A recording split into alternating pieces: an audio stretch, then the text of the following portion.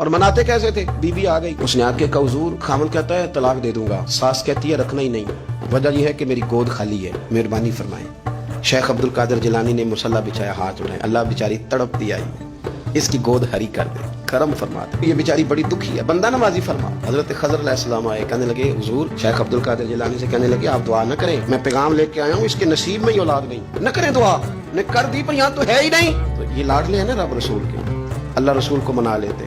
تو غوث پاک کہنے لگے اچھا نہیں اس کے نصیب میں دعا، چلو ٹھیک ہے، اولاد کوئی نہیں، کوئی نہیں۔ پھر ہاتھ اٹھائے، کہ اللہ تجھے پتا تھا نا کہ یہ میری طرف آ رہی ہے، اور اللہ تجھے علم تھا نا میرے دروازے تک آ گئی ہے، اور مالک تجھے پتا تھا نا دعا کب کہے گی اور میں دعا کروں گا، تو جانتا تھا نا۔ اچھا میں سمجھ گیا، اب یہ لوگوں سے جا کے کہے گی میں عبد القادر تک بھی ہوا یوں پر میرا کام نہیں بنا، ملا کچھ نہیں، یہ کہے اور دو آنسو شیخ عبد القادر کے غوث پاک، اللہ اچھا ٹھیک ہے، کہے گی نا میں ہوا نہیں، ٹھیک ہے کوئی حرج نہیں، لفظ کہے حضور غوث پاک نے تو جناب خضر وہیں کھڑے کھڑے کہنے لگے عبد القادر تیرے بھی قربان جاؤں، اور تیرے رب کے تیرے ساتھ پیار کے بھی قربان جاؤں۔ رب فرماتا ہے بولیے کتنے بیٹے چاہیے بی بی کو، آپ کیجیے بات۔ تو غوث پاک فرمانے لگے چونکہ میرے گھر آئی ہے تو رب سے فرمائے 7 بیٹے تو عطا کر دیں۔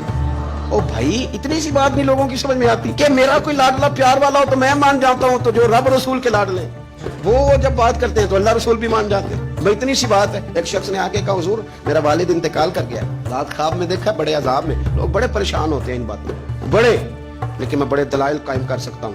آپ ہمیں کیا ملانگ سمجھتے ہیں کہ ہم جو بات کریں گے بغیر دلیل کے کریں گے؟ بیٹھ کے لوگ کہانیاں سنا رہے ہیں کہ جناب غوث پاک ایسے کر سکتے تھے، یہ کیسے ہو سکتا ہے، تو جو کہانی تم سنا رہی ہو تو کافر بھی سنا رہا ہے۔ وہ کہتا ہے اگر تمہارا رب سارا کچھ کر سکتا ہے معاذ اللہ تو پھر اسے کہو فلانا کام کرے، اس کا کیا جواب ہے تمہارے پاس؟ بڑی بڑی عجیب لوگ کہانیاں کرتے ہیں اور شرم نہیں آتی اللہ والوں کے بارے میں، اتنی کچی اور غلیظ زبان استعمال کرتے ہیں، اور مجھے کہنے والوں پر اتنا شکوہ نہیں جتنا سننے والوں میں شکوہ۔ ایسے لوگوں کو سنتے ہو جو توہین کرتے ہیں رب کریم کے بندوں کی، سنو۔ حضور غوث پاک سے آ کے کہا حضور میں نے رات خواب میں اپنے والد کو دیکھا عذاب میں، میں بڑی تکلیف میں ہوں، میرے ابا کے لیے دعا کر دیں۔ تو غوث اعظم فرمانے لگے وہ یہاں کبھی آیا تھا، بیٹھا تھا؟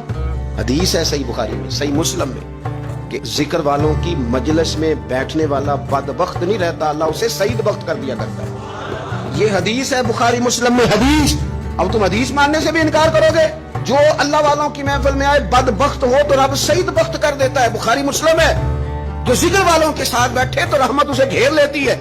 اس نے کہا حضور میرے والد آئے ہیں آپ کی محفل میں، تو غوث پاک نے بچھا لیا مجھے، کہا مالک تیرے محبوب کا فرمان ہے نا کہ جو ذکر کی محفل میں بیٹھے انہیں رحمت گھیر لیتی ہے، ان پر سکینہ نازل ہوتا ہے، وہ بدبخت ہوں تو سعید بخت ہو جاتے ہیں، تو اللہ پھر بندہ نوازی کرنا، وہ ہمارے ساتھ بیٹھا کرتے ہیں، مہربانی فرمانا، کرم نوازی فرما۔ وہ شخص کہتا ہے میں رات کو جا کے سویا تو خواب میں ابا ملے جنت کا لباس پہنا ہوا ہے، اور میرے والد کہنے لگے پتر سارے کام چھوڑ دینا، عبد القادر جیلانی کا دروازہ نہ چھوڑنا، خبردار غوث پاک کا دروازہ نہ چھوڑنا، ہمیں ملنگ نہ سمجھو۔